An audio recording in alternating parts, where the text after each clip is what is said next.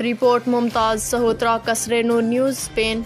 सुलेमान शहजाद सहोत्रा की सालगिरह नहायत सादगी से बार्सिलोना में मनाई गई। बार्सिलोना की सियासी समाजी शख्सियात की शिरकत।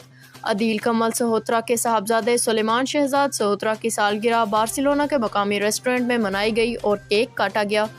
इस तकरीब में बार्सिलोना की सियासी और समाजी शख्सियात बिन्यामिन सहोत्रा, चौधरी नासिर बोड़ा, नईम अब्बास भट्टी, सलमून सहोत्रा, चौधरी इमरान बोड़ा और चौधरी नरासिब बोड़ा ने शिरकत की और सुलेमान शहजाद सहोत्रा को सालगिरह की मुबारकबाद देते हुए इसकी सेहत और तंदुरुस्ती और उम्र की दराजी के लिए नेक तमन्नाओं का इजहार किया। बिन्यामिन सहोत्रा ने तमाम अहबाब का शुक्रिया अदा किया जो इनकी खुशी में शामिल हुए।